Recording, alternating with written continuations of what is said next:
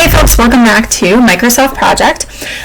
So this week is Learning Plan 12. I've got my Blackboard Collaborate open. Nobody's joining me yet, but that might change. But I just wanted to go ahead and get started here. I just want to point out that this class, because it's a Monday class, actually the last date for this course is December 14th, which is 2 weeks from today. But basically what we're doing, because we did have a little adjustment to the schedule there, is this week we're doing Learning Plan 12. We were going to have a separate review week. That has just been removed. And then next week, you're going to skip right over Learning Plan 13 and go to Learning Plan 14, which is just kind of reviewing, and we'll go over things for your final project assignment. It is available right now in Learning Plan 14, and the project instructions are in there. So once you're done with this week's work on Lesson 10 in LP 12, you can go ahead and check out that project final. You can even get started on it, but we'll go through it in greater detail next week, and then you'll have all that week to complete it, and that is due on the 14th at class time. So if we go to the due date here, what does it say? It says the 14th of December at 1 p.m. So you have until that time to complete everything. So we're not going to get too far into that this week, but just wanted you to know that it is out there if you wanted to check it out, start reading through the instructions, maybe print out a copy for yourself, maybe start that, and then we'll go through some specifics on it that are going to help you next week. So you can get a jump on that if you'd like to. But going back to our learning plan for this week, Learning Plan 12, this is going to be regarding Lesson 10 in our book, which is on project reporting, which is really important as a project manager because you want to make sure that you are making sure all of your stakeholders are made aware of where you're at with the project and what's been going on with it. So this week we again are dealing with Lesson 10, and I've got 3 short assignments from the book for that, and then there is the circling back exercise on pages 221 through 223. It's similar to the first circling back exercise we did, and it's graded as a practical exercise in your grading scheme, so just be aware of that. And I've got some specific instructions here that we'll go through later, and there is a concept quiz this week as well. Okay, so let's talk a little bit about project reporting, shall we? Okay, Lesson 10, project reporting. In this lesson, we are going to go over several different concepts and tools that are available in project for you to kind of report out where you are with the project, how it's going, whether you are meeting that triple constraint of cost, budget, and scope. And so there's dashboard reports that are available, customizing and printing reports we're going to go over, reporting project status, using visual reports, and printing the Gantt chart, which is actually probably the most handy thing in this entire chapter, is figuring out how to print these pesky Gantt charts since they are so helpful in just kind of giving you a snapshot of where you're at with a project at a given time, and it's just a nice thing to have. Okay, so when we're talking about reporting, that is part of the monitoring and controlling step in the project management cycle. So again, we started back with our initiation phase where we established our project goals, our budget, that triple constraint, and made sure that all of our stakeholders were in on it. We decided, what's going to make us successful, et cetera, et cetera, et cetera. And then we started the planning process, which is where we started in Microsoft Project of actually putting in our tasks and our work breakdown structure and who's going to do what are all our resources, how much do they cost, and everything like that. At the end of that planning step, that's when we created our baseline. So just kind of making a little slashing here between the plan and execute part. So we do our baseline and then we start to execute the project.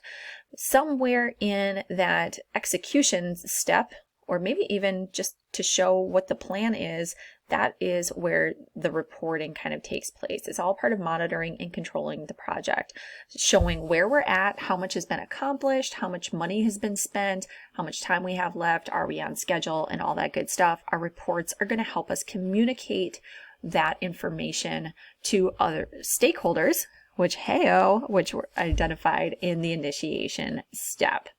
So this is part of that ongoing process as the planning and execution are taking place in the cycle of our project. One thing that I want you to remember is that most reporting is going to happen once the project is already underway, so people have started working, and we want to be able to compare the plan that we established in step 2 with the reality of now that we're executing where we are at. So because of that, you really need to set that baseline at the end of that planning step. And we went over it already, and we know how to do that as far as going through the book, but I just want to make sure that you remember to set that baseline at the end of the planning, because otherwise, what do we have to compare the plan with the reality? So that baseline is going to kind of cement that this is what the plan was, and then now as we're tracking it and we're showing variances in how long things lasted or how much we spent, we can show what the reality is and the difference between the two of them. Why using reports? Well, they keep stakeholders informed, as we already mentioned, and it helps us analyze information basically at a glance instead of pouring through that Gantt chart. You can imagine if one of your stakeholders has not used Microsoft Project before and you just handed them a Gantt chart, that's going to be hard for them to parse through exactly what issues there are or what problems are on the horizon, whether we're on plan or off plan. So it's going to give sort of a better visual representation of where the project is in order to communicate that project information. Some of the data that is used in building these reports in project is, of course, going to be our original project plan and our baseline, where we set that at. Another factor that's important is the completion to date and the actual. So the completion to date being how you filled in what has actually been completed so far that we covered already in this course. So where we're at as far as what's been completed, and the actuals as far as the actual time that's been spent on a particular task, the actual number of resources, dollar amounts that have been used on those particular resources, because we're comparing these two things. And then the status date, which is just, we're going to go through that this week. That's just showing in project, this is where we are today. This is today's date, basically, as far as when I'm accessing this information. You can think of it as an as of date for your reports. So that's primarily what we are going to use. So let's hop over to our book, and we are starting in lesson 10 on page 201 with the Don Funk Music Video 10M. Your Don Funk Music Video 10M is in your student files for lesson 10. So you can just go ahead and download that. I already have mine ready to go here. And this is our handy dandy little Don Funk music video project that we've all grown to know and love. You can see that where we are in the project as of this iteration of it, if we scroll over here on the schedule side and just kind of look at a glance, we can tell where we are, or I should say when we are, and how far we have been completed.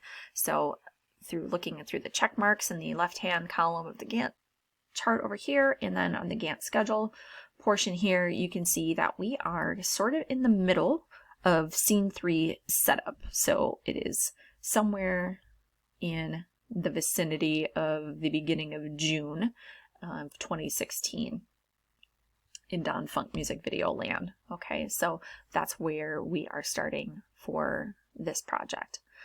So we can see that the project has shown to be completed through that date. One thing that we didn't really get to in the book very specifically, and that I wanted to show you guys, is how to show variance between instead of just saying, okay, well, we're complete with scene 3 begin, but what if we went off script a little bit? What if our scene 3 setup, for instance, instead of taking 2 days, took 4 days? Or what if we used more material resources than we had originally planned for, or less material resources than we had originally planned for? Keep in mind that the baseline has already been set in this example. So you would want to do that first. But then if you needed to demonstrate that, if you needed to show that there had been a variance in the length of time that a particular task was used, or I'm sorry, a resource was used, a length of time that a task took to be completed, or the amount of material resources that were used in a particular task, one of the easiest ways to do that is to go to the task usage view.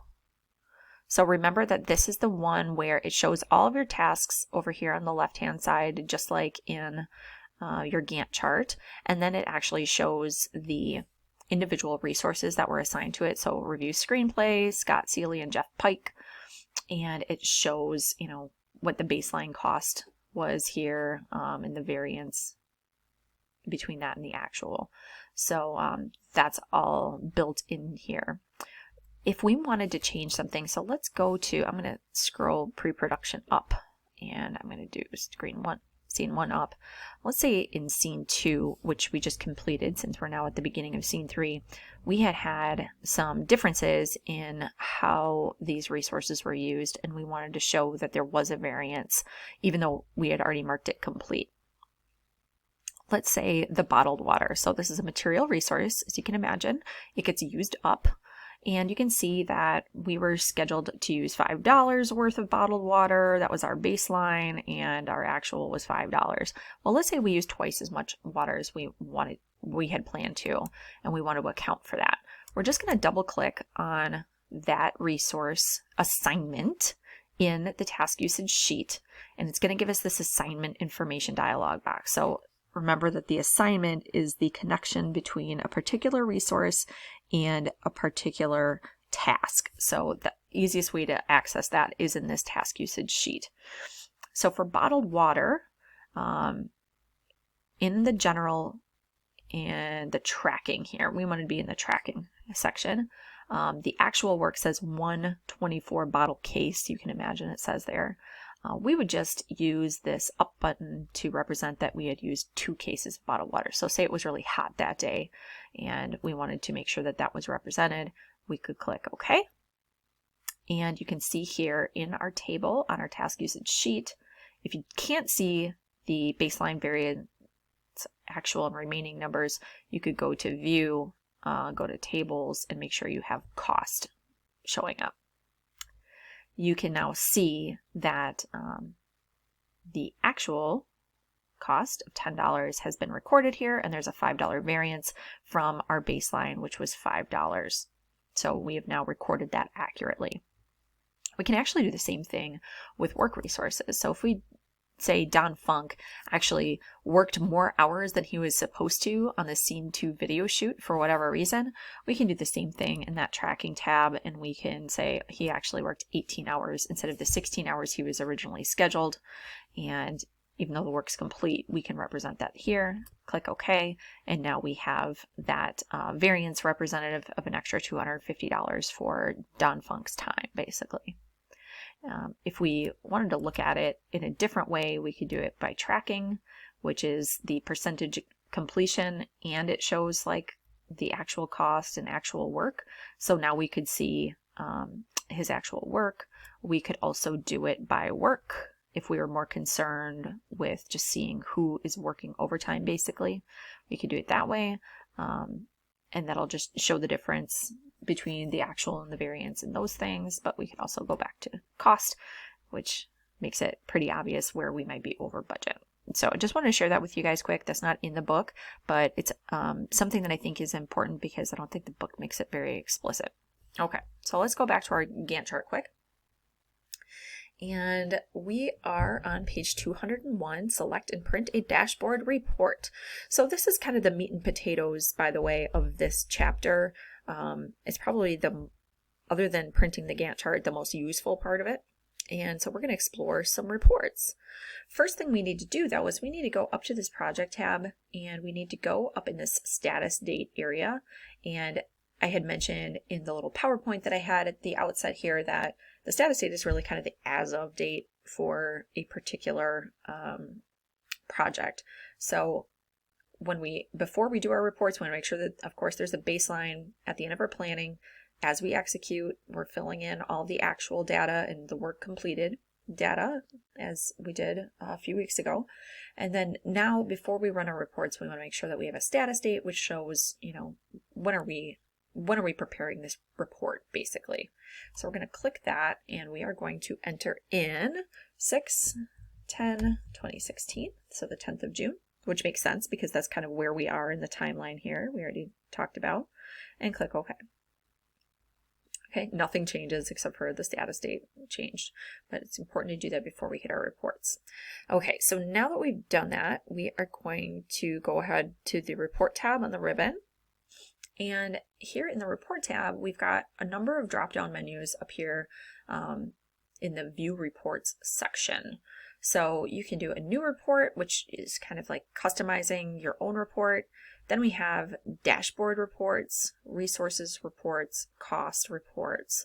And these three are kind of your bread and butter here. So these are basically pre-formatted reports that show certain aspects of the project that might be useful to people. There's dashboards, which are just kind of overall snapshots, and then there's ones that are more resource focused and ones that are more cost focused specifically. So for this example, we are going to do the project overview dashboard report. So let's check that out and see what it looks like. Okay, so here's our project overview. So it's showing that right now the project start date was the 4th of January, and the projected end date will be the 4th of August. So that's what that number represents. It shows us where we are as far as completion for this project. So we are 71% complete, and that would be based on what we said as far as the tasks that have been completed so far. It gives us this little milestone section, which is really helpful, which is milestones that are coming up soon. So, we had talked about the propensity for our textbook to add milestones at the beginning and end of each phase of our work breakdown structure, and how that's, kind of optional. You don't have to do it, but this is one other instance where those milestones become useful, is in this reporting interface, because you can see at a glance when those milestones are set to take place if things go to schedule. So that's nice to see. Okay, and then over here we have a little graph that shows you for all of the summary tasks that are top level tasks, pre-production, production, and post-production in our case, what percentage completion all of these are at. So of course, because our project here goes in chronological order, there's all the pre-production gets done before the production starts. That's 100% complete. We're already through that phase and we've started production. Just keep in mind that, for some types of projects, there might be different summary tasks that are going on simultaneously. So, and they might not be chronological with each other for certain reasons. And so this is helpful in seeing, which summary tasks, might be on, more done than the others, I guess, especially if they're like start to start basically with each other. And then down here, it shows late tasks, any tasks that are past due. And the good news is we don't have any. So woohoo, yay. So that's pretty cool. This is basically, in the report tool, you can see that it looks more like some familiar faces here from maybe Microsoft Word or something like that. You could completely put an image in here if you wanted to. You could put some shapes in here. You could add a text box and explain things on the side. You could add a table in here on your own. And you could just add things to this report format if you wanted to. So that's something else to keep in mind as well, that you can kind of further customize these out-of-the-box reports that are sort of preset within project. So something interesting to note. So if we wanted to print this report, we could just go to File and go to Print. And when we do that, we find that some of our information here kind of bleeds off the right side of the page. So it's going to become really important here to play around with things like the page setup options that are in Project. So if we go to Page Setup, you can, on the Page tab, just fit it to 1 page wide by 1 page tall because we know we only need a little extra room there. Click OK, and you can see that it just kind of adjusts that automatically. So very similar to maybe some other Microsoft products that you've used before. You can also do things like adjusting the margins, which is another example here in our book.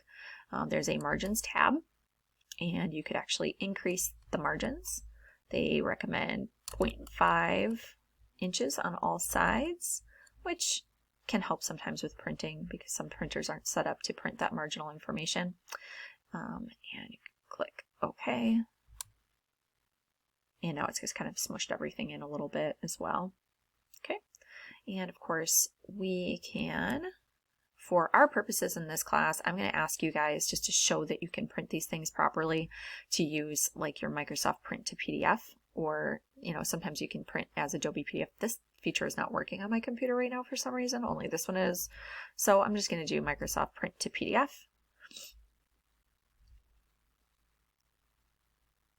And click print.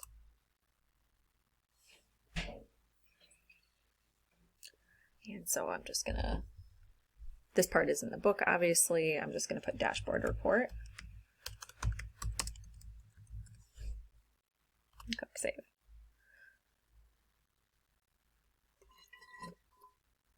Slurp. Okay, so that is that project overview report. I do want to go back to that reports tab and show you some of the other options that are available for these sort of preset reports in Project. So the other dashboard reports, if we just kind of page through them, there's something called a burn down report, which is showing the amount of actual work that's left, and it goes by baseline, remaining, and actual. And down here we have how many tasks. So this is by work hours. This is by number of tasks that are available here. And it gives a little description here too, which is helpful for stakeholders that might not be, you know, privy to the lingo of Project. So that's the burn down report. Cost overview report, which is really handy, shows the cost. This is basically the actual cost, and then the remaining cost and the percentage complete. It's also got some information down here on the bottom left about the actual, remaining, baseline, and variance for all of your summary tasks. So that's handy to have. It shows you how much you've overspent so far, basically, at a glance, which is really handy. And this is basically a graph version of this table over here. So we've got what our actual cost was and what's remaining. And then up here on the upper right, we have progress versus cost as well. So in terms of the cumulative cost versus the percentage complete by date here. So that's what your cost overview report looks like. We already did project overview. There's an upcoming tasks report. We don't have anything in here for some reason, and I'm not exactly sure why. I think it's because we're in the middle of a task that it's not starting the next week maybe. So I don't know how helpful that one is. And work overview. So this one is more work hours focused. If you think back to our work formula, it's got, again, that chart of the remaining cumulative work. It's got the actual work and baseline work for each phase. So this helps us see that, you know, pre-production, the actual work was over and above what our baseline amount was and you can look at that for each of the phases. And then over here, we've got the percentage of work complete. And again, before it said 71%, that's based on tasks. This is based on work hours. So the calculation is just a little bit off there. And then the remaining in the actual work. So and you can look at it in a whole bunch of different ways. If you keep scrolling down, they've got even more information. They've got it by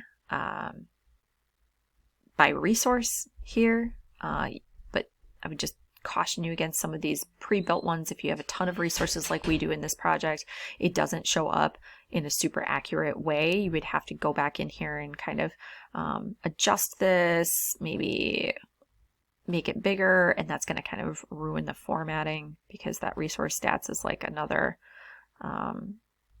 text box, so you really have to kind of mess with these things in an awkward way if not everything shows up the way you want it to. But we could do that. We could do it like this. But there's other reports that are going to show this information a little bit better than this. And then, same here. We've got remaining. It's by availability as far as all the different resources, and it gets really, really complicated when you have so many resources like we do in this project. So some good stuff on here, but that one is a little bit hard to read. I think that's it for the dashboard reports. The resource reports, we've got over allocated resources and who it is, and it's only Don Funk who's been over allocated, which is good news, because if he wants his video done, he's gotta play the game. But then this just shows it over time over here on the right. What's our other one? Our resource overview, and this one shows those stats basically on that other report that we were just looking at by work, as far as the remaining work per resource and overages and actuals, I should say variance and actuals, work status as far as how much work has been done by all the resources.